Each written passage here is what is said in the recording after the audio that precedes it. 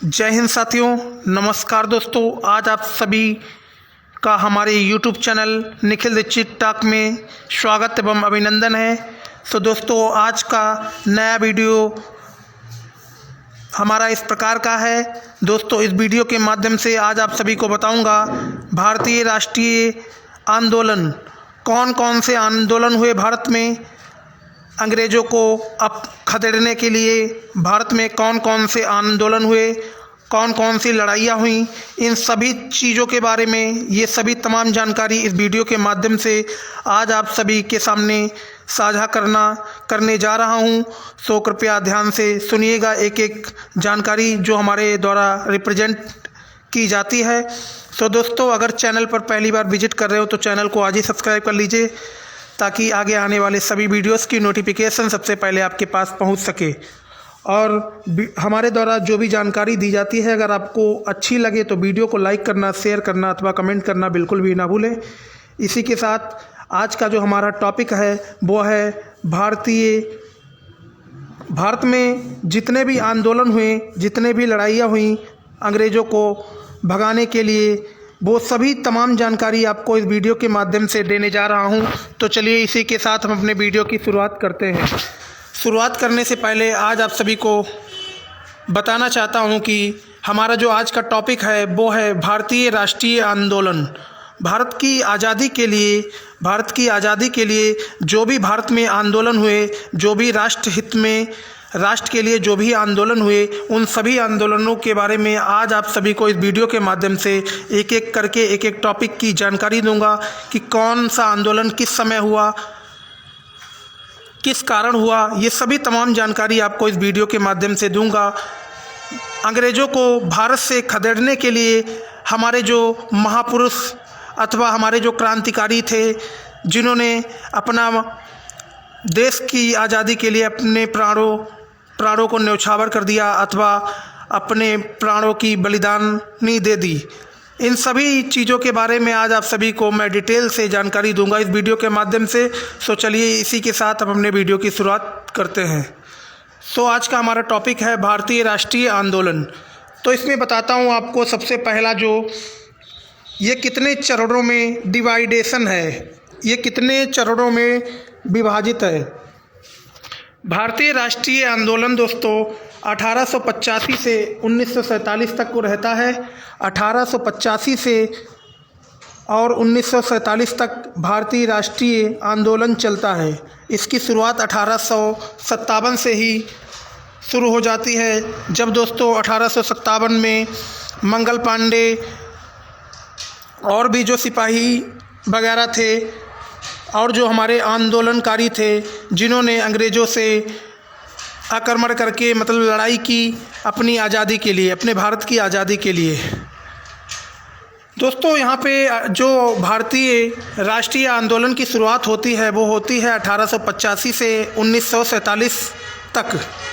तो सबसे पहला जो आंदोलन होता है दोस्तों, भारतीय राष्ट्रीय आंदोलन में जो सबसे पहला आंदोलन होता है वो होता है 1885 में कांग्रेस की स्थापना होती है। 1885 में दोस्तों कांग्रेस की स्थापना हुई थी, वो भी ए.ओ. हुम के द्वारा कांग्रेस की स्थापना होती है 1885 में। ये नेम याद रखिएगा, ए.ओ. ह्यूम के द्वारा दोस्तों 1885 में कांग्रेस की स्थापना होती है। फिर उसके बाद दोस्तों 1905 में बंगाल का विभाजन होता है, 1905 में। फिर उसके बाद दोस्तों 1906 में मुस्लिम लीग की स्थापना होती है। 1906 में मुस्लिम लीग दोस्तों बनती है। फिर उसके बाद 1907 में कांग्रेस का विभाजन हो जाता है। 1907 में। 1908 में दोस्तों खुदीराम बोस को फांसी दी जाती है। 1908 में खुदीराम बोस को फांसी दी जाती है और 1909 में मार्लो मिंटो सुधार अधिनियम लाया जाता है। फिर उसके बाद 1913 में गदर आंदोलन शुरू होता है। उसके बाद दोस्तों 1914 में प्रथम विश्व युद्ध की शुरुआत हो जाती है। 1914 में प्रथम विश्व युद्ध की शुरुआत हो जाती है। उसके बाद 1915 में दोस्तों गांधी जी का भारत आगमन। दोस्तों, गांधी जी का आगमन होता है 1915 में, भारत में गांधी जी का आगमन हो जाता है। फिर उसके बाद दोस्तों 1916 में लखनऊ समझौता होता है। लखनऊ समझौता, ये सभी समझौता अथवा आंदोलन मैं एक एक डिटेल से आपको आगे इसी वीडियो में समझाऊंगा। अभी तो मैं आपको शॉर्ट फॉर्म में बता दे रहा हूँ कि कौन कौन से आंदोलन, कौन कौन से समझौते कब हुए। फिर उसके बाद दोस्तों 1916 में ही होम रूल लीग आंदोलन होता है। उसके बाद दोस्तों 1917 में चंपारण सत्याग्रह होता है। 1917 में चंपारण सत्याग्रह होता है। उसके बाद दोस्तों 1918 में अहमदाबाद मिल मजदूर आंदोलन, अहमदाबाद में मिल मजदूर आंदोलन होता है 1918 में। उसके बाद दोस्तों 1918 में ही खेड़ा आंदोलन होता है, खेदा आंदोलन होता है 1918 में। फिर उसके बाद 1919 में रॉयलेट एक्ट पारित होता है। क्या आता है दोस्तों? 1919 में रॉयलेट एक्ट आता है। उसके बाद दोस्तों 1919 में जलियनवाला बाग हत्याकांड होता है। 1919 में जलियनवाला बाग हत्याकांड होता है। उसके बाद 1919 में ही खिलाफत आंदोलन होता है। खिलाफत आंदोलन शुरू हो जाता है 1919 में। फिर उसके बाद 1920 में दोस्तों असहयोग आंदोलन शुरू हो जाता है 1920 में। फिर उसके बाद 1922 में दोस्तों चौरी चौरा कांड, कौन सा कांड दोस्तों? चौरी चौरा कांड 1922 में शुरू हो जाता है। फिर उसके बाद दोस्तों 1923 में स्वराज पार्टी का गठन हुआ था। 1923 में स्वराज पार्टी का गठन हुआ था। फिर 1924 की बात आती है। यहाँ पे कांग्रेस का बेलगाम अधिवेशन होता है। कांग्रेस का बेलगाम अधिवेशन होता है 1924 में। फिर उसके बाद 1925 में दोस्तों काकोरी कांड होता है, काकोरी कांड। फिर उसके बाद दोस्तों 1928 में ही साइमन कमीशन इंग्लैंड से भारत में आता है दोस्तों। फिर उसके बाद 1929 में लाहौर अधिवेशन होता है। 1929 में लाहौर अधिवेशन होता है। फिर उसके बाद 1929 में ही दांडी मार्च होता है। उसके बाद दोस्तों 1930 में 1930 में सविनय अवज्ञा आंदोलन होता है दोस्तों। सविनय अवज्ञा आंदोलन होता है 1930 में। उसके बाद 1931 में गांधी इरविन समझौता होता है। गांधी और इरविन के बीच समझौता होता है 1931 में। उसके बाद 1930 में प्रथम गोलमेज सम्मेलन होता है दोस्तों। प्रथम गोलमेज सम्मेलन होता है 1930 में। उसके बाद 1931 में द्वितीय गोलमेज सम्मेलन होता है। द्वितीय गोलमेज सम्मेलन होता है दोस्तों 1931 में। उसके बाद 1932 में तृतीय गोलमेज सम्मेलन होता है। उसके बाद दोस्तों 1932 में पूना समझौता होता है, वो भी गांधी और भीमराव अंबेडकर के बीच में। ये सभी आपको आगे इसी वीडियो में बताऊंगा एक एक डिटेल। उसके बाद दोस्तों 1940 में व्यक्तिगत सत्याग्रह हो जाता है। यहाँ पे व्यक्तिगत सत्याग्रह होता है दोस्तों 1940 में। उसके बाद 1940 में ही पाकिस्तान की मांग की जाती है। किसकी मांग की जाती है? पाकिस्तान की मांग की जाती है 1940 में। फिर उसके बाद दोस्तों 1942 में क्रिप्स मिशन आता है। क्या आता है? क्रिप्स मिशन आता है 1942 में। फिर उसके बाद 1942 में भारत छोड़ो आंदोलन की मुहिम स्टार्ट हो जाती है। उसके बाद 1942 में ही आज़ाद हिंद फौज बनाई जाती है दोस्तों। कौन सी फौज बनाई जाती है? आज़ाद हिंद फौज बनाई जाती है 1942 में।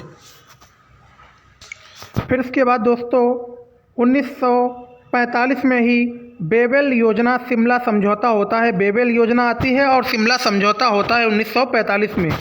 उसके बाद 1946 में नौसेना विद्रोह हो जाता है। नौसेना विद्रोह हो जाता है 1946 में। फिर 1946 में ही कैबिनेट मिशन का प्रस्ताव आता है, कैबिनेट मिशन का। उसके बाद 1947 को दोस्तों माउंटबेटन योजना आती है। माउंटबेटन योजना आ जाती है 1947 में। ये दोस्तों इतने हमारे भारतीय राष्ट्रीय आंदोलन थे। भारतीय राष्ट्रीय आंदोलन इतने थे। अब इनकी एक एक करके मैं आपको डिटेल से सब चीज़ें समझाऊंगा एक एक करके। सो वीडियो को स्किप बिल्कुल भी मत करिएगा, एक हमारे साथ वीडियो में बने रहिएगा। और अगर चैनल पर पहली बार विजिट कर रहे हो तो चैनल को अभी सब्सक्राइब कर लीजिएगा।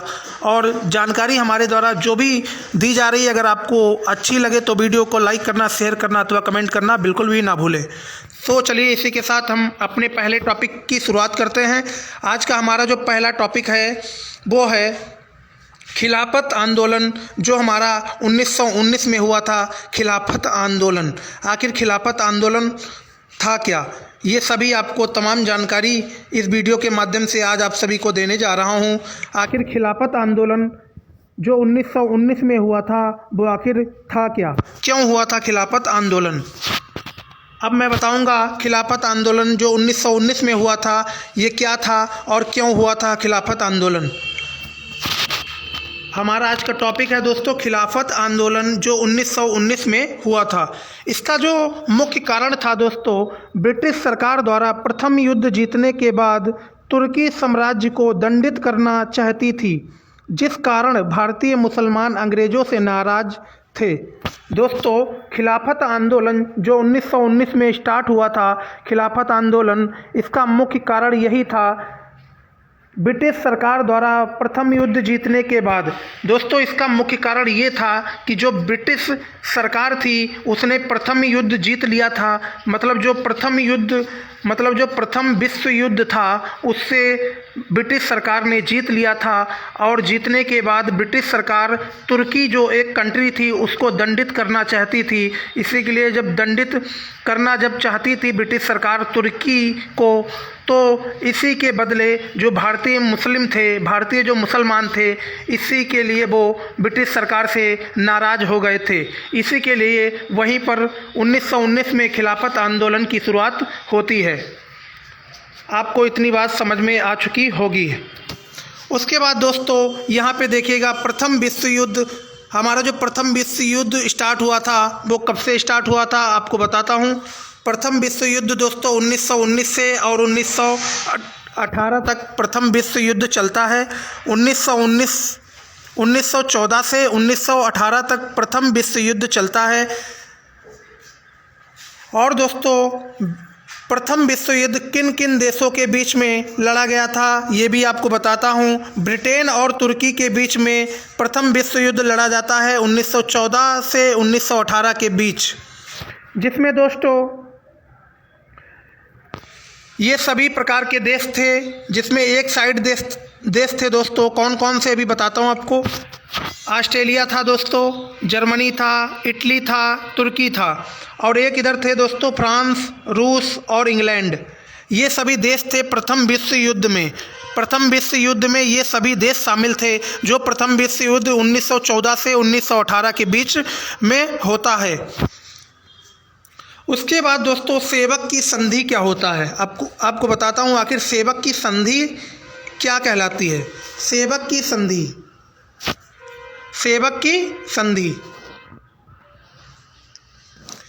तुर्की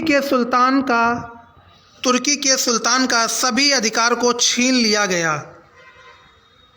दोस्तों जब ब्रिटिश सरकार प्रथम विश्व युद्ध जीत लेती है, जो 1914 से 1918 के बीच जो प्रथम विश्व युद्ध होता है वो ब्रिटिश सरकार जीत लेती है। उसके बाद दोस्तों ब्रिटिश सरकार करती ये है कि तुर्की को दंडित करना चाहती है। इसी के लिए 1919 में भारत में खिलाफत आंदोलन की शुरुआत हो जाती है। खिलाफत आंदोलन की शुरुआत इसलिए हो जाती है क्योंकि जो भारतीय मुस्लिम थे वो नाराज़ हो जाते हैं ब्रिटिश सरकार से। नाराज़ इसलिए हो जाते हैं क्योंकि ब्रिटिश सरकार प्रथम विश्व युद्ध जीतने के बाद तुर्की को दंडित करना चाहती है। इसी के लिए भारतीय मुसलमान इस बात से नाराज़ हो जाते हैं ब्रिटिश सरकार से। उसके बाद दोस्तों ये होता है सेवक की संधि दी जाती है तुर्की को। तुर्की जो देश है उसको सेवक की संधि दी जाती है। सेवक के सुल्तान का सभी अधिकार को छीन लिया गया। अब जो दोस्तों सेवक बन के रहता है तुर्की देश, उसके सभी अधिकार छीन लिए जाते हैं। ब्रिटिश सरकार उनके सभी अधिकार छीन लेती है। उसके बाद दोस्तों अगला पॉइंट है, विश्व के सभी मुसलमान तुर्की के सुल्तान को खलीफा मानते थे। इसलिए भारतीय मुसलमान भी नहीं चाहते थे कि सुल्तान के अधिकार छीने जाएं। अब दोस्तों यहाँ पे एक बहुत ही मोस्ट इम्पॉर्टेंट बात है, विश्व के जो सभी मुसलमान तुर्की के सुल्तान को खलीफा मानते थे। दोस्तों जो विश्व के सभी मुसलमान थे वो तुर्की के जो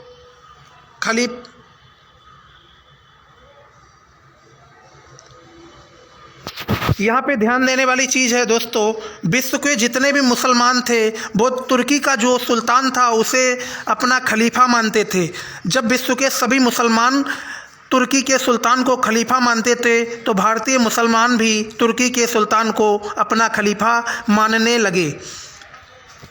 उसके बाद दोस्तों आता है भारतीय मुसलमान द्वारा तुर्की साम्राज्य एवं खलीफा के पद को बनाए रखने के लिए आंदोलन किया गया और एक कमेटी बनाई गई।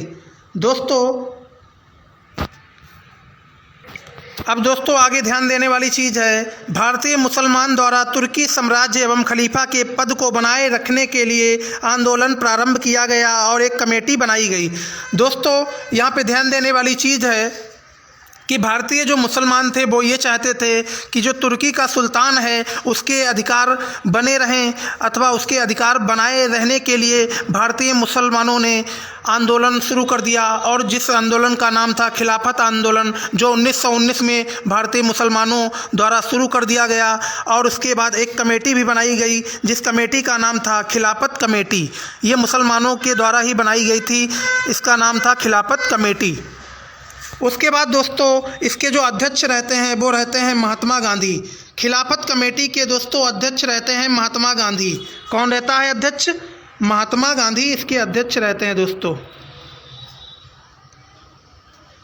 इसके अध्यक्ष रहते हैं दोस्तों महात्मा गांधी। और इसके जो प्रमुख सदस्य होते हैं वो प्रमुख सदस्य इस प्रकार हैं। पहले होते हैं मोहम्मद अली जिन्ना, उसके बाद होते हैं शौकत अली, उसके बाद होते हैं अबुल कलाम आज़ाद।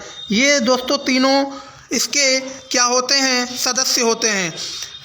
इसका निर्णय क्या हुआ दोस्तों? अगर ब्रिटिश सरकार हमारी मांगों को स्वीकार नहीं करती है तो इस सरकार के साथ सहयोग नहीं करेंगे।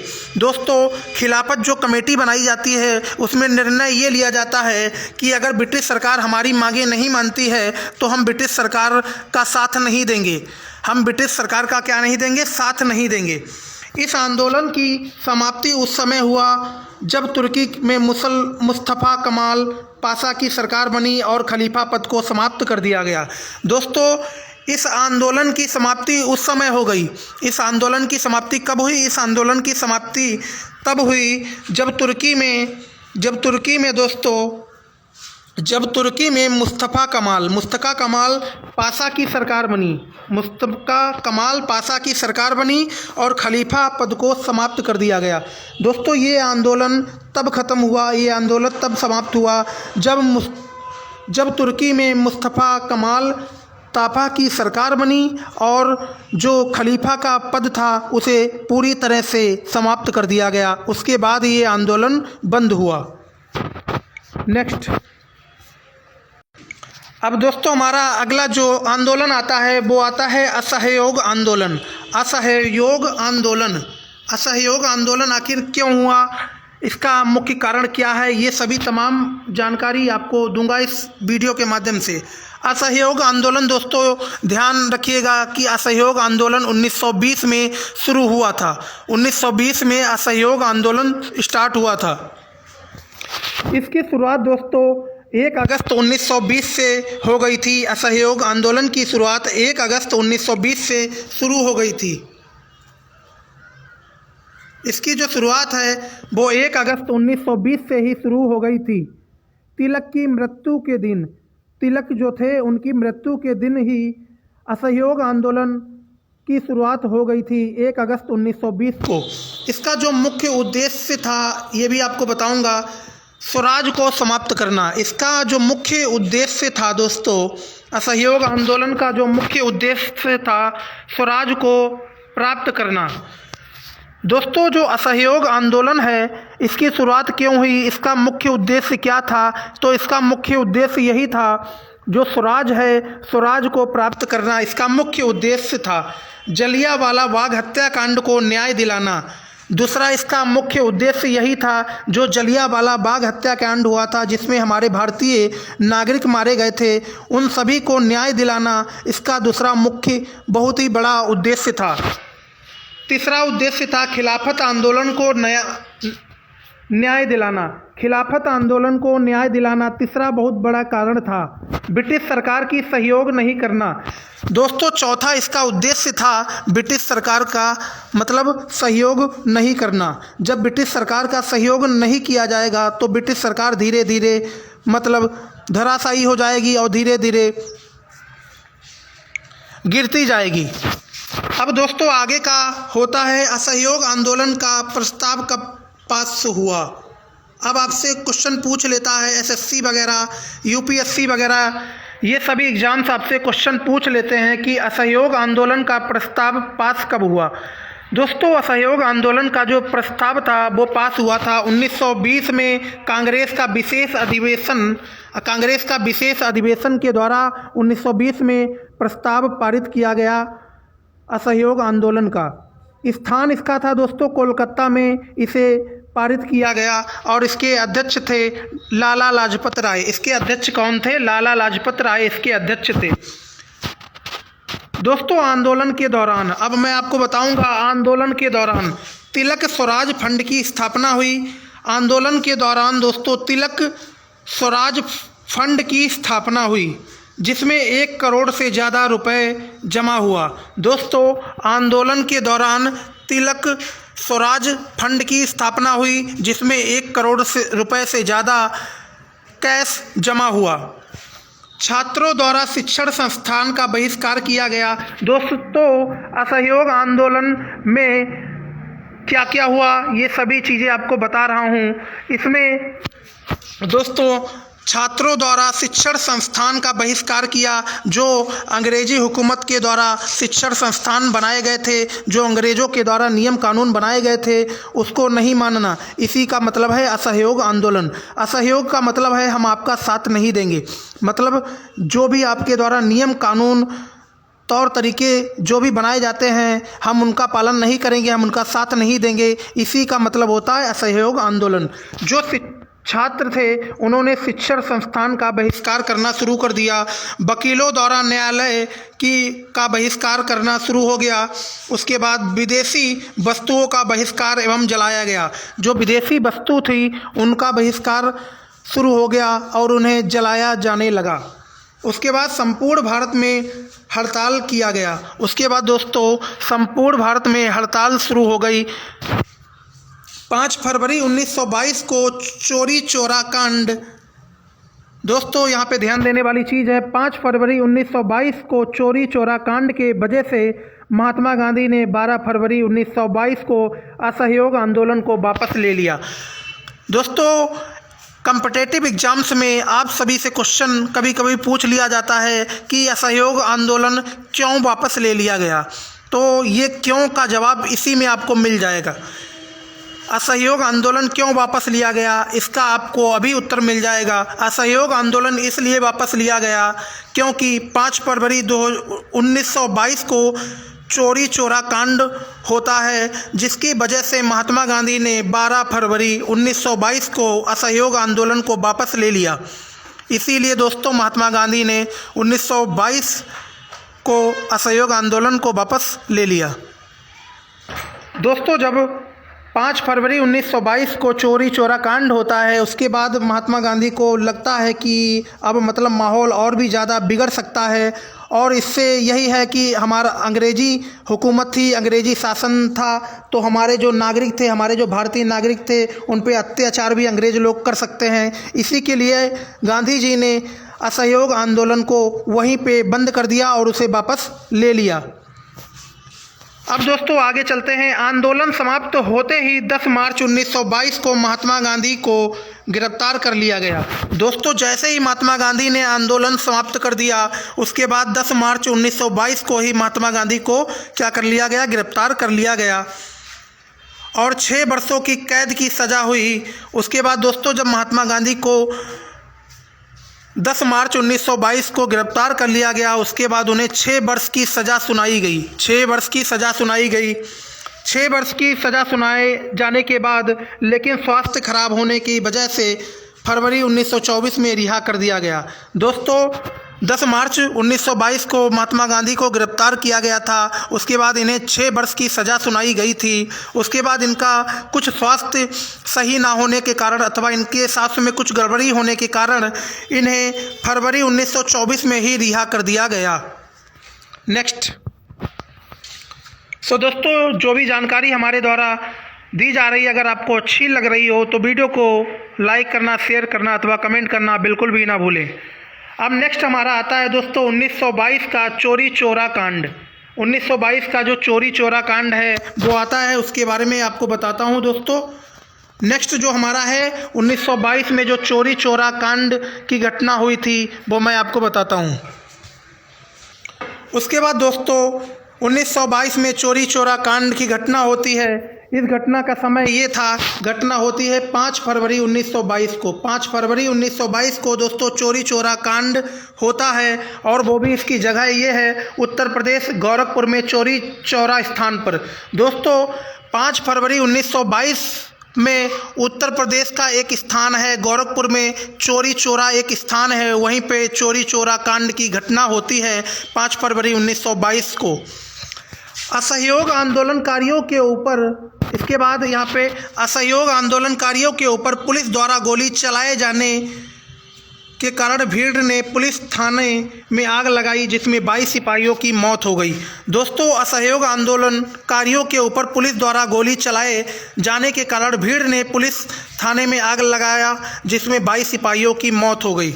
दोस्तों आखिर 1922 में चोरी चोरा कांड हुआ क्यों, इसका क्या कारण था, क्यों हुआ 1922 में चोरी चोरा कांड? इसका मुख्य कारण अभी आपको पता लग जाएगा, ध्यान से सुनिएगा।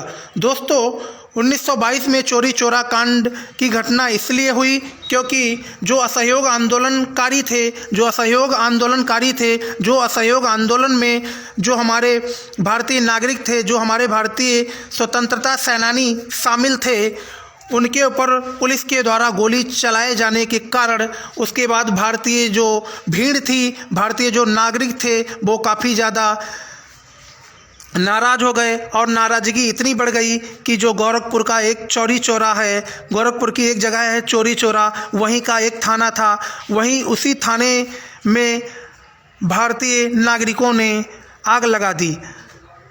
जब आग लगा दी उसके बाद दोस्तों उसी आग में 22 सिपाहियों की जलकर मौत हो गई। क्या हो गई? 22 सिपाहियों की जलकर मौत हो गई। उसी थाने में जब भारतीय आंदोलनकारी ने दोस्तों आग लगा दी और उसी थाने में 22 सिपाहियों की जलकर मौत हो गई। उसके बाद दोस्तों तत्कालीन गवर्नर, आपसे पूछ लिया जाता है कि तत्कालीन गवर्नर कौन था, तो ध्यान रखने वाली चीज़ है कि तत्कालीन गवर्नर तब के थे लॉर्ड रीडिंग दोस्तों तत्कालीन गवर्नर थे। इस घटना के बाद गांधी जी ने बारदोली में एक बैठक बुलाई। दोस्तों चोरी चोरा कांड 1922 की घटना के बाद गांधी जी ने एक आपातकाल बैठक बुलाई, बारदोली में एक बैठक बुलाई 12 फरवरी 1922 में असहयोग आंदोलन को स्थगित कर दिया। उसके बाद दोस्तों इस घटना के बाद गांधी जी ने बारदोली में एक बैठक बुलाई और 12 फरवरी को 1922 में असहयोग आंदोलन को स्थगित कर दिया। क्या कर दिया? असहयोग आंदोलन को स्थगित कर दिया।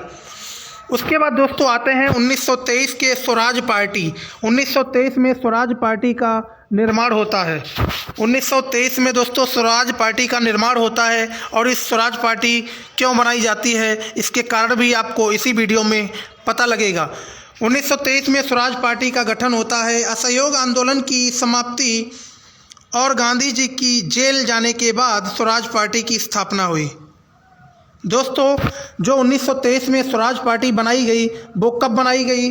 जब असहयोग आंदोलन की समाप्ति हो गई और गांधी जी को जेल जाने के बाद स्वराज पार्टी की स्थापना हो गई। इसका उद्देश्य क्या था दोस्तों? स्वराज पार्टी जो बनाई गई, इसका मुख्य उद्देश्य क्या था? कांग्रेस के अंदर रहकर स्वदेशी सरकार के गठन की मांग करना। दोस्तों 1923 में जो स्वराज पार्टी बनाई गई थी उसका मुख्य उद्देश्य यही था कांग्रेस के अंदर रहकर स्वदेशी सरकार, मतलब अपने देश की सरकार बनाने की मांग के लिए स्वराज पार्टी 1923 में बनाई गई। अपने देश में हमारी खुद की सरकार बनाने के लिए, हमारे जो देश के नागरिक हैं उन्हीं के बीच से हमारी सरकार बननी चाहिए। इसी के लिए 1923 में स्वराज पार्टी की स्थापना की गई। इसके जो अध्यक्ष थे दोस्तों चित्तरंजन दास इसके अध्यक्ष थे। स्वराज पार्टी के अध्यक्ष थे चित्तरंजन दास और इसके सचिव थे मोतीलाल नेहरू दोस्तों इसके सचिव थे। उसके बाद 1924 में चित्तरंजन दास की मृत्यु के बाद आंदोलन स्थल पर गए। दोस्तों 1924 में चित्तरंजन दास की मृत्यु के बाद आंदोलन स्थल पर गए। 1924 में बेलगाम अधिवेशन स्टार्ट हो जाता है। 1924 में बेलगाम अधिवेशन होता है, एकमात्र अधिवेशन जिसमें गांधी जी ने अध्यक्षता की थी।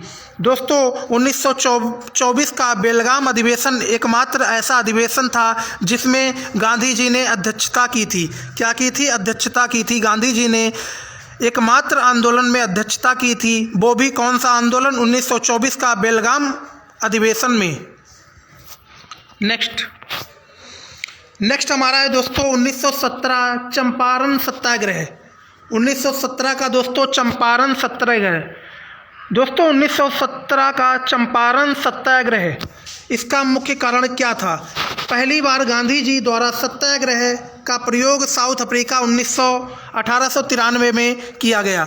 दोस्तों जो चंपारण सत्याग्रह था, जो 1917 में स्टार्ट हुआ था, चंपारण सत्याग्रह, पहली बार गांधी जी के द्वारा ये सत्याग्रह दोस्तों साउथ अफ्रीका में स्टार्ट किया गया था। वो भी कब? 1893 में गांधी जी के द्वारा साउथ अफ्रीका में ये सत्याग्रह स्टार्ट किया गया था।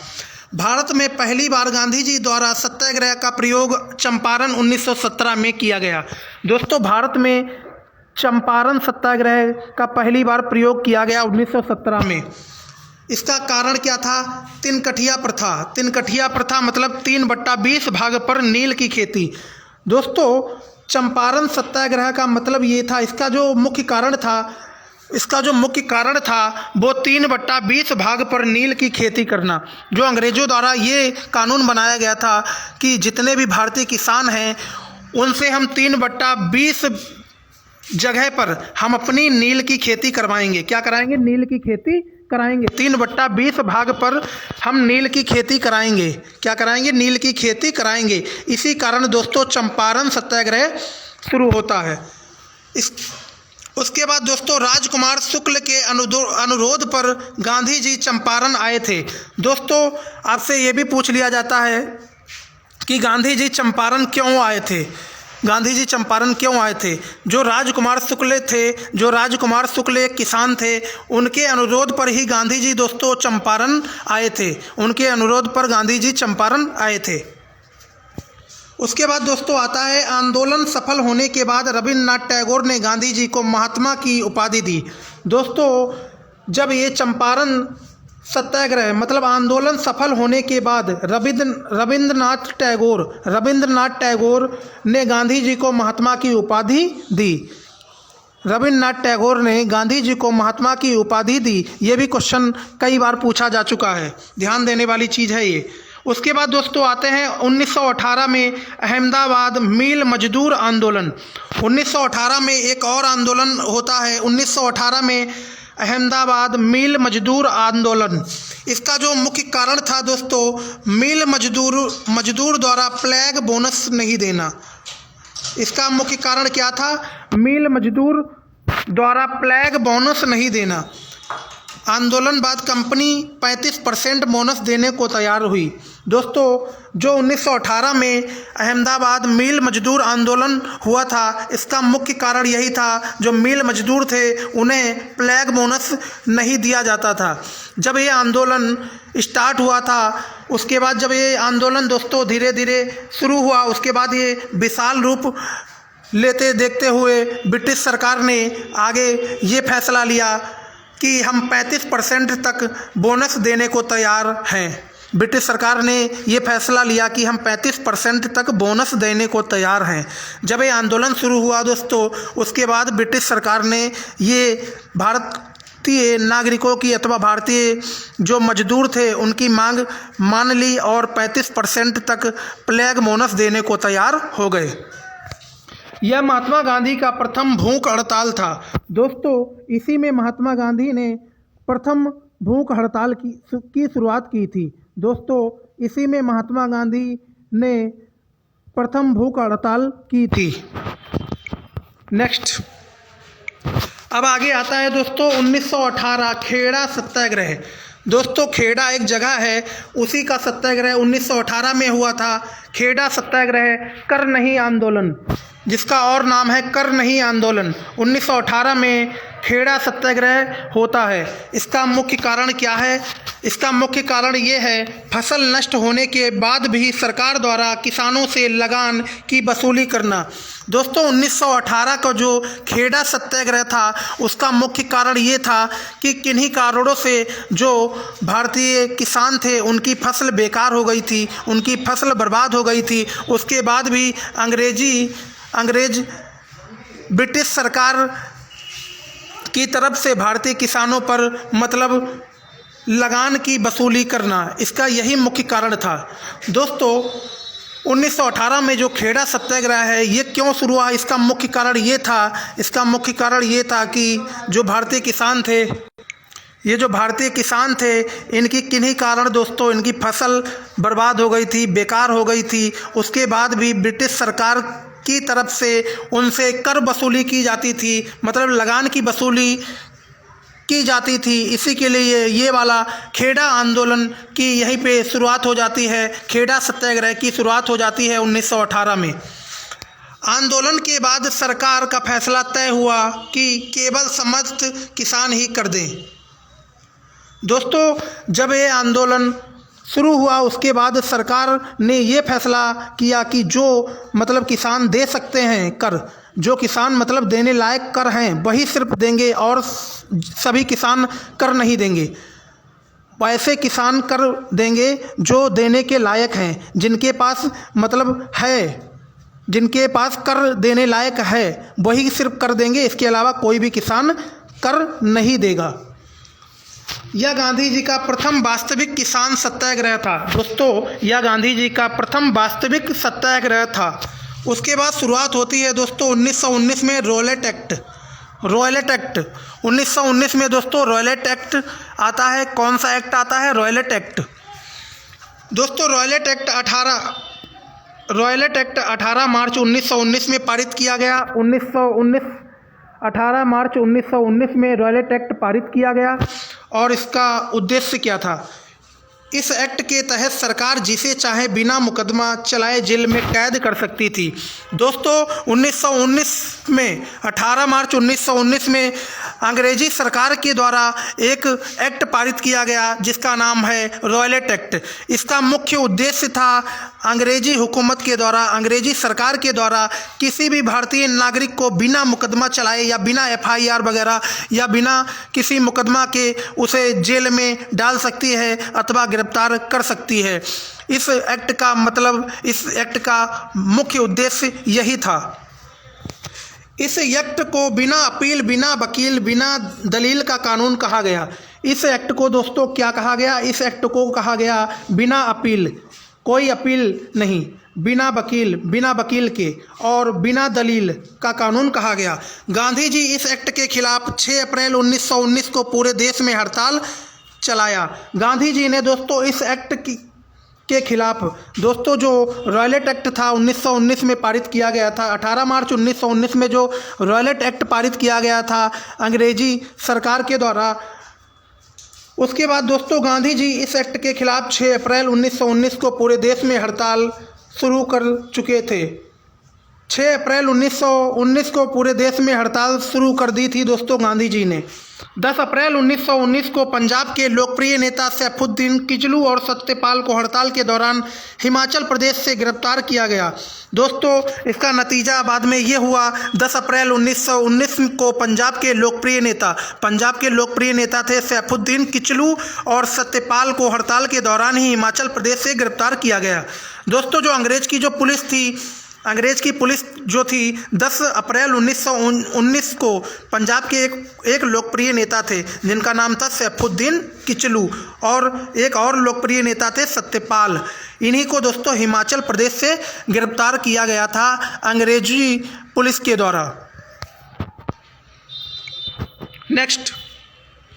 नेक्स्ट आता है दोस्तों जलियनवाला बाग हत्याकांड।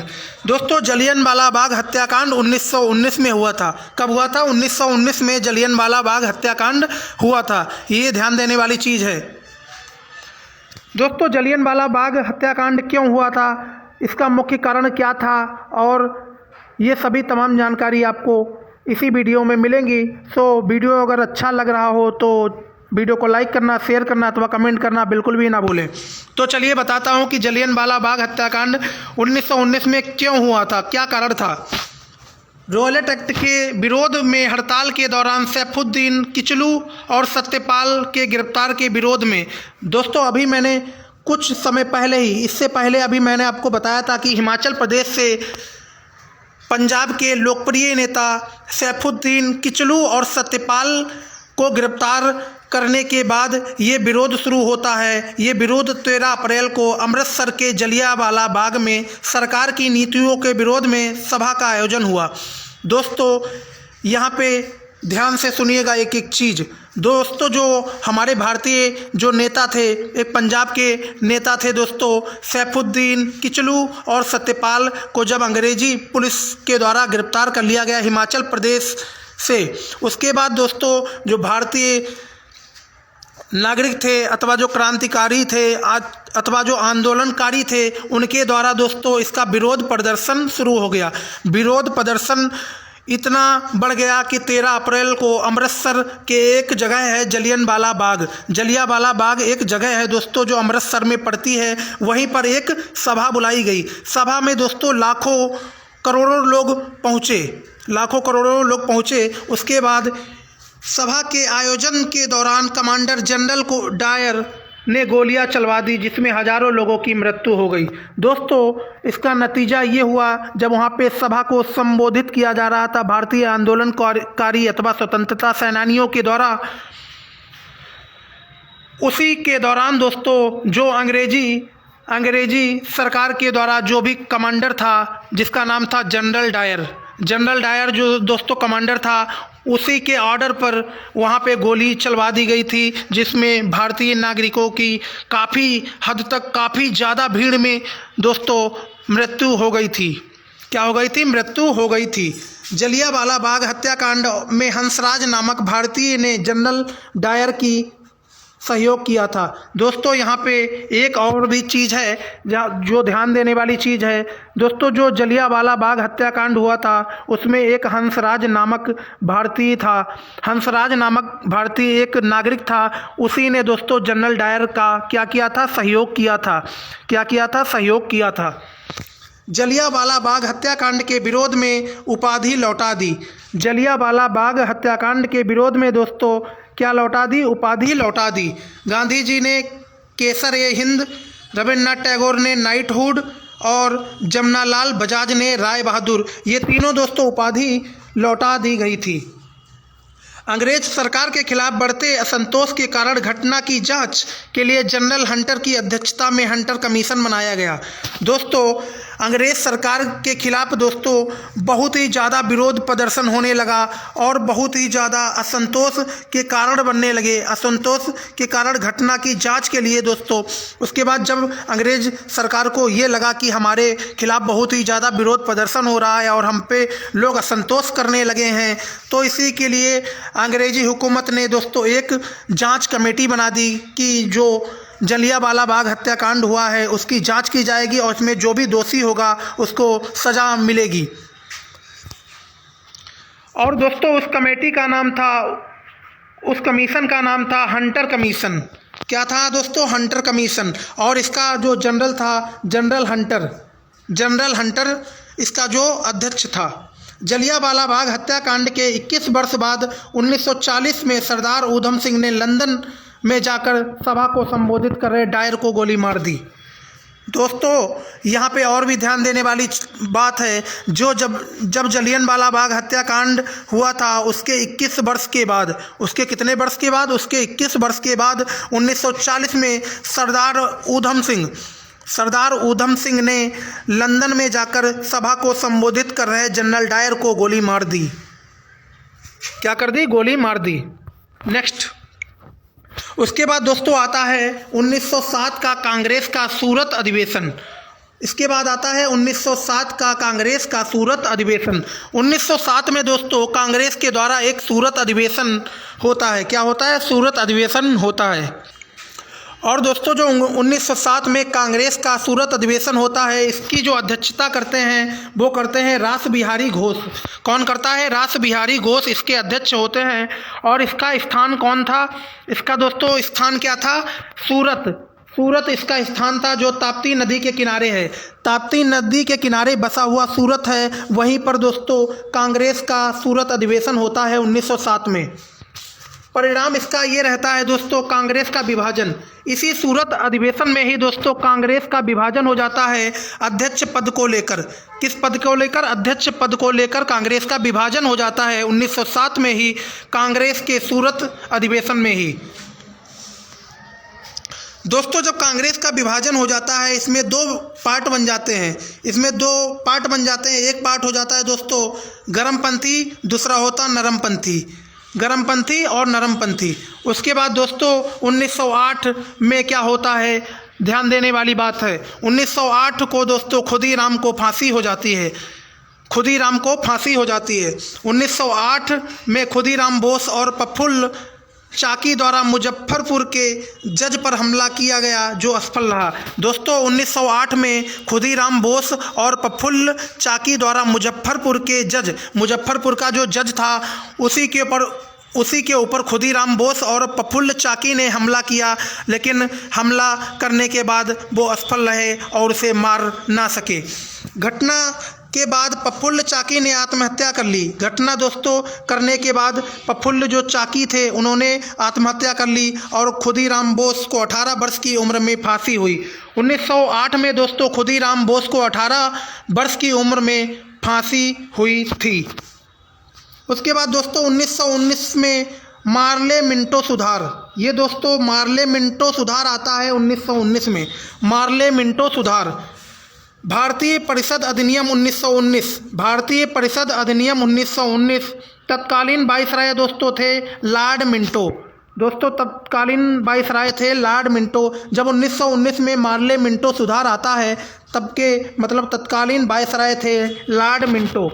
ब्रिटिश सरकार के इस अधिनियम द्वारा मुसलमानों के लिए पृथक निर्वाचक मंडल की व्यवस्था करना था। दोस्तों जो मार्ले मिंटो सुधार था जो 1919 में लाया गया था, इसका जो मुख्य कारण क्या था? ब्रिटिश सरकार के इस अधिनियम के द्वारा मुसलमानों के लिए पृथक निर्वाचक मंडल की व्यवस्था करना, मतलब मुस्लिम पीपल के लिए अलग से एक निर्वाचन मंडल की व्यवस्था करना, यही इसका मुख्य उद्देश्य था 1919 का मार्ले मिंटो सुधार। नेक्स्ट हमारा आता है गदर आंदोलन। गदर आंदोलन आखिर क्या था? गदर आंदोलन जो 1913 में हुआ था। दोस्तों गदर आंदोलन 1913 में हुआ था। इसके उद्देश्य क्या था? भारत को अंग्रेजों से आज़ादी दिलाना। दोस्तों 1913 में एक आंदोलन होता है जिसका नाम है गदर आंदोलन, और ये गदर आंदोलन का जो मुख्य उद्देश्य था वो मुख्य उद्देश्य ये था कि भारत को अंग्रेजों से आज़ादी दिलाना। दोस्तों गदर आंदोलन की जो स्थापना हुई थी वो हुई थी 1 नवंबर 1913 को। 1 नवंबर 1913 को स्थापना हुई थी और इसके संस्थापक थे लाला हरदयाल। दोस्तों इसके संस्थापक थे लाला हरदयाल इसके संस्थापक थे। किसके? गदर आंदोलन के। उसके बाद दोस्तों इसका जो स्थान था, कौन सा स्थान था? इसका स्थान था सैन फ्रांसिस्को दोस्तों स्थान था जो अमेरिका में है। जो अमेरिका में सैन फ्रांसिस्को एक जगह पड़ती है, वहीं पर इसका स्थान था और वहीं पर गदर आंदोलन का क्या हुआ था? स्थापना हुई थी। इसके जो प्रथम अध्यक्ष थे वो थे सोहन सिंह भाखना इसके दोस्तों प्रथम अध्यक्ष थे। 1 नवंबर 13 को गदर पत्रिका उर्दू जारी हुई जो साप्ताहिक थी। 9 दिसंबर 1913 से यह गुरुमुखी लिपि में छपने लगी। इस पत्रिका का पहला पृष्ठ अंग्रेजी राज्य का कच्चा चिट्ठानामा से छापा जाता था। ये ध्यान देने वाली चीज़ है। उसके बाद दोस्तों चलते हैं आगे। प्रथम विश्व युद्ध जो शुरुआत होती है 1914 से 1918 तक प्रथम विश्व युद्ध होता है। प्रथम विश्व युद्ध दोस्तों होता है 1914 से 1918 तक। भारत और ब्रिटिश के दृष्टिकोण से यूरोपीय शक्तियाँ दो भागों में बटी। दोस्तों, जो प्रथम विश्व युद्ध होता है 1914 से 1918 तक, जिसमें जो यूरोपीय शक्तियाँ थी वो दो भागों में बट जाती हैं। पहला भाग में बट जाता है ऑस्ट्रिया, जर्मनी, इटली, तुर्की। उसके बाद सेकंड भाग में बट जाता है फ्रांस, रूस, इंग्लैंड। ये सभी दोस्तों दो भागों में विभाजित हो जाते हैं। तत्कालीन भारतीय वायसराय लॉर्ड हार्डिंग, इसके तत्कालीन भारतीय वायसराय कौन था? लॉर्ड हार्डिंग दोस्तों तत्कालीन भारतीय वायसराय थे। 1915 गांधी जी का भारत आगमन। दोस्तों 1915 में ही गांधी जी का भारत आगमन होता है। क्या होता है? 1915 में ही गांधी जी का भारत आगमन होता है। गांधी जी ने प्रथम विश्व युद्ध में ब्रिटिश सरकार की युद्ध में आर्थिक एवं सैन्य मदद की। ब्रिटिश सरकार गांधी जी से खुश होकर गांधी जी को कैसर-ए-हिंद की उपाधि दी। दोस्तों गांधी जी ने प्रथम विश्व युद्ध में, प्रथम विश्व युद्ध जो चल रहा था 1914 से 1918 तक, जो प्रथम विश्व युद्ध चला, उसमें गांधी जी ने अंग्रेज़ों की क्या की? मदद की। अंग्रेज़ों की मदद की। जब ब्रिटिश सरकार खुश हो गई इस मदद से, गांधी जी की मदद से दोस्तों, जब ब्रिटिश सरकार खुश हो गई, इसी खुशी के बदले अंग्रेजी हुकूमत के द्वारा गांधी जी को एक उपाधि दी गई जिसका नाम है कैसर-ए-हिंद। कैसर-ए-हिंद की उपाधि दी गई गांधी जी को अंग्रेज़ों के द्वारा। नेक्स्ट आता है दोस्तों 1916 का लखनऊ अधिवेशन, लखनऊ समझौता, कांग्रेस लीग समझौता। दोस्तों 1916 में एक लखनऊ में अधिवेशन होता है, लखनऊ समझौता, जिसका नाम रखा गया कांग्रेस लीग समझौता होता है। इसकी अध्यक्षता करते हैं अंबिका चरण मजूमदार। इसकी अध्यक्षता कौन करता है? अंबिका चरण मजूमदार इसकी अध्यक्षता करते हैं। और इसका जो परिणाम ये रहता है, नरमपंथी एवं गर्मपंथी में एकता हुई। दोस्तों 1916 के लखनऊ अधिवेशन में कांग्रेस लीग समझौता होता है और इस समझौते का परिणाम ये रहता है कि जो दो पार्ट में कांग्रेस डिवाइड हुई थी, नरमपंथी और गर्मपंथी, ये दोनों आपस में मिल जाते हैं 1916 के लखनऊ अधिवेशन में। इस अधिवेशन में कांग्रेस लीग समझौता लखनऊ पैक्ट हुआ। कांग्रेस ने मुस्लिमों के लिए अलग निर्वाचन की मांग स्वीकार कर ली। दोस्तों इसी अधिवेशन में, इसी समझौते में कांग्रेस ने मुस्लिमों के लिए अलग निर्वाचन की मांग क्या कर ली? स्वीकार कर ली। इसी अधिवेशन में राजकुमार शुक्ल की भेंट गांधी जी से हुई। राजकुमार शुक्ल एक किसान थे, उनकी भेंट दोस्तों गांधी जी से हुई और किसानों की समस्या से गांधी जी को बताया। किसानों की जो समस्याएं थी वो राजकुमार शुक्ल ने गांधी जी को बताई और चंपारण जाने को कहा और गांधी जी को दोस्तों चंपारण आने को बोला। किसने बोला? राजकुमार शुक्ल ने। राजकुमार शुक्ल एक किसान थे, उन्होंने किसानों के बारे में सभी समस्याएं गांधी जी को बताया और सभी समस्याओं से अवगत कराया गांधी जी को, और गांधी जी को चंपारण आने के लिए क्या किया? निमंत्रण किया और अनुरोध किया। उसके बाद दोस्तों 1916 होम रूल लीग आंदोलन। 1916 में दोस्तों होम रूल लीग आंदोलन होता है। होम रूल लीग आंदोलन दोस्तों 1916 में होता है, जिसके दो पार्ट हैं। पहला है तिलक का होम रूल, दूसरा है एनी बेसेंट का होम रूल। दोस्तों जो होम रूल है 1916 में जो होम रूल लीग आंदोलन हुआ था, उसके भी दो पार्ट में डिवाइडेशन है। ये भी दो पार्ट में डिवाइड है। पहला पार्ट है तिलक का होम रूल, दूसरा है एनी बेसेंट का होम रूल। इसका जो क्षेत्र था दोस्तों वो था महाराष्ट्र और कर्नाटक। दोस्तों तिलक का होम रूल का जो क्षेत्र था वो था महाराष्ट्र, कर्नाटक, और इसका मुख्यालय था बेलगांव, और इसकी स्थापना हुई थी 28 अप्रैल 1916 में, वो भी महाराष्ट्र में। इसका उद्देश्य था दोस्तों स्वराज की स्थापना करना। इसका क्या उद्देश्य था? स्वराज की स्थापना करना। और दोस्तों कथन स्वराज मेरा जन्मसिद्ध अधिकार है। तिलक का होम रूल में जो कथन बोला गया था, ये बोला गया था स्वराज मेरा जन्मसिद्ध अधिकार है। उसके बाद सेकंड होम रूल होता है एनी बेसेंट होम रूल। इसका जो क्षेत्र था वो था मद्रास और तमिलनाडु। मद्रास और तमिलनाडु, इसका मुख्यालय था अंडयार, मद्रास में इसका मुख्यालय था। इसकी स्थापना हुई थी दोस्तों 1 सितंबर 1916 को। 1 सितंबर 1916 को मद्रास में इसकी स्थापना होती है और इसका मुख्य उद्देश्य था स्वशासन की स्थापना। स्वशासन की स्थापना इसका मुख्य उद्देश्य था। इसके जो सचिव थे वो थे जॉर्ज अरुंडेल। जॉर्ज अरुंडेल इसके क्या थे? सचिव थे। 1917 में आंदोलन की बढ़ती लोकप्रियता को देखते हुए ब्रिटिश सरकार ने इसका दमन करा दिया। दोस्तों, इस आंदोलन की बढ़ती लोकप्रियता को देखते हुए ब्रिटिश सरकार ने इसका क्या करा दिया? दमन करा दिया। इसका क्या करा दिया? दमन करा दिया 1917 में। नेक्स्ट हमारा आता है दोस्तों 1905 का बंगाल का विभाजन। 1905 का बंगाल का विभाजन, ये बहुत ही मोस्ट इम्पॉर्टेंट है। ये टॉपिक बहुत ही ज़्यादा महत्वपूर्ण है। इससे कई question SSC, UPSC, NDA, army, ये सभी परीक्षाओं में दोस्तों लगातार पूछे जाते हैं। 1905 का बंगाल विभाजन, इसका जो उद्देश्य था, इसका मुख्य उद्देश्य यही था हिंदू और मुस्लिम की जो एकता थी उसका खंडन करना, उसको तोड़ना। हिंदू और मुसलमान की जो एकता थी उसको तोड़ना इसका मुख्य उद्देश्य था। 1905 का जो बंगाल का विभाजन था, इसका मुख्य उद्देश्य यही था, जो हिंदू मुस्लिम में जो एकता थी उसको खंडन करना, उस एकता का खंडन करना, उनकी एकता को तोड़ना, इसका मुख्य उद्देश्य था। दोस्तों, ये निर्णय कब लिया गया? ये निर्णय लिया गया 20 जुलाई 1905 को।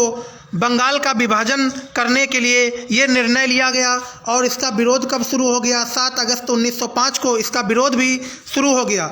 ये लागू कब से हुआ? ये लागू हो गया था 16 अक्टूबर 1905 को लागू हो गया था। और तब के दोस्तों वाइसराय थे लॉर्ड कर्जन। लॉर्ड कर्जन तब के दोस्तों वाइसराय थे। क्या थे? वाइसराय थे लॉर्ड कर्जन। दोस्तों, बंगाल विभाजन, इसके भी 2 पार्ट हैं। एक है दोस्तों पूर्वी बंगाल, एक क्या है? पूर्वी बंगाल, दूसरा है पश्चिमी बंगाल। पूर्वी बंगाल दोस्तों है असम। पूर्वी बंगाल के अंतर्गत आता है असम, मुस्लिम बाहुल्य क्षेत्र, राजधानी ढाका। दोस्तों, पूर्वी बंगाल जो था, पूर्वी बंगाल ये मुस्लिम बाहुल्य क्षेत्र था। क्या था? मुस्लिम बाहुल्य क्षेत्र था। पूर्वी जो बंगाल था वो मुस्लिम बाहुल्य क्षेत्र था और इसकी राजधानी जो बना दी गई ढाका बना दी गई, जो इतने टाइम दोस्तों क्या है? बांग्लादेश है। ये जो पूर्वी बंगाल है ये इतने टाइम क्या है? बांग्लादेश है। जो पूर्वी बंगाल है दोस्तों वो इतने टाइम बांग्लादेश के अंदर मतलब शामिल है। उसके बाद दोस्तों पश्चिम बंगाल। पश्चिम बंगाल दोस्तों इसमें आता है बिहार, उड़ीसा, हिंदू बाहुल्य क्षेत्र था। जो दोस्तों पश्चिम बंगाल था, जो हमारे देश में आज के वक्त है, जिसको बोला जाता है वेस्ट बंगाल, जिसकी आज की सीएम है दोस्तों ममता बनर्जी। क्या है? ममता बनर्जी आज की सीएम है। और ये दोस्तों ईस्ट बंगाल जो है ये बांग्लादेश में शामिल हो चुका है 1905 में ही। कहाँ शामिल हो चुका? 1905 में ही शामिल हो चुका। दोस्तों, जो पश्चिम बंगाल है ये हिंदू बाहुल्य क्षेत्र था, इसी के लिए 1905 में बंगाल का जो विभाजन किया गया था वो 2 पार्ट में विभाजित किया गया था। एक पार्ट दोस्तों जो मुस्लिम बाहुल्य क्षेत्र था उसे बोल दिया गया पूर्वी बंगाल, और जो हिंदू बाहुल्य क्षेत्र था उसे बोला गया पश्चिम बंगाल। विभाजन विरोध के दौरान महत्वपूर्ण घटना, जब दोस्तों ये विभाजन हुआ था उसके विरोध के दौरान कौन कौन सी महत्वपूर्ण घटना हुई थी? घोषणा दोस्तों इसकी हुई थी 7 अगस्त 1905 में इसकी घोषणा हुई थी स्वदेशी आंदोलन की। स्वदेशी आंदोलन की घोषणा हुई थी 7 अगस्त 1905 को। और इसका स्थान क्या था? इसका स्थान था टाउन हॉल कोलकाता की एक जगह है टाउन हॉल, वहीं पर विरोध प्रदर्शन स्टार्ट हो गया था और स्वदेशी आंदोलन स्टार्ट हो गया था 1905 बंगाल विभाजन के खिलाफ। इसका प्रस्ताव दोस्तों क्या था? इसका प्रस्ताव कब हुआ? बहिष्कार प्रस्ताव कृष्ण कुमार मिश्र के सुझाव पर। कृष्ण कुमार मिश्र के सुझाव पर दोस्तों इसका बहिष्कार शुरू हो गया था। नेतृत्व किसने किया? बाल गंगाधर तिलक। मुंबई और पुणे, दोस्तों जो बाल गंगाधर तिलक थे वो मुंबई और पुणे लाला लाजपत राय पंजाब एवं उत्तर प्रदेश। दोस्तों ध्यान देने वाली चीज़ है, जो लाला लाजपत राय थे वो मुंबई और पुणे में इसकी क्या कर रहे थे, नेतृत्व कर रहे थे, और लाला लाजपत राय पंजाब एवं उत्तर प्रदेश में इसका नेतृत्व कर रहे थे, और सर हैदर रजा दिल्ली में इसका नेतृत्व कर रहे थे, और चिदम्बरम पिल्ले इसका नेतृत्व कर रहे थे मद्रास में। कहाँ कर रहे थे, मद्रास में।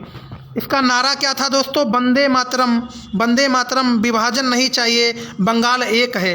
इसका जो मुख्य नारा था, वंदे मातरम, विभाजन नहीं चाहिए और बंगाल एक है। विभाजन लागू होने के बाद घटित घटनाएं, जब दोस्तों 1905 का बंगाल का जो विभाजन है वो लागू हो गया, उसके बाद कौन कौन सी घटनाएं घटित हुई। संपूर्ण बंगाल में शोक दिवस मनाया गया। जब दोस्तों बंगाल विभाजन लागू हो गया उसके बाद संपूर्ण बंगाल में शोक दिवस मनाया गया। उसी दिन रविंद्रनाथ टैगोर की सुझाव से राखी दिवस मनाया गया।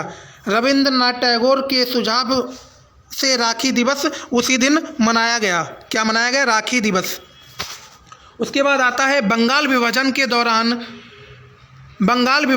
दौरान रविंद्रनाथ टैगोर द्वारा प्रसिद्ध गीत आमार सोनार बांग्ला लिखा गया।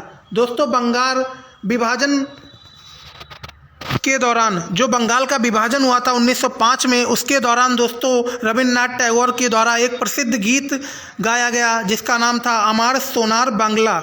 अमर सोनार बांग्ला लिखा गया, और वही बाद में बांग्लादेश का क्या हुआ, बांग्लादेश का राष्ट्रीय गीत बना। बंगाल विभाजन रद्द एवं दिल्ली दरबार।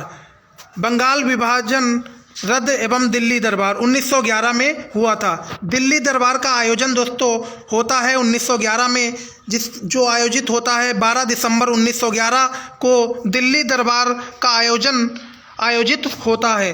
तत्कालीन वाइसराय दोस्तों थे लॉर्ड हार्डिंग द्वितीय। लॉर्ड हार्डिंग द्वितीय उतने टाइम के वाइसराय थे। इंग्लैंड सम्राट जॉर्ज पंचम के स्वागत में तत्कालीन वाइसराय कौन थे, लॉर्ड हार्डिंग द्वितीय।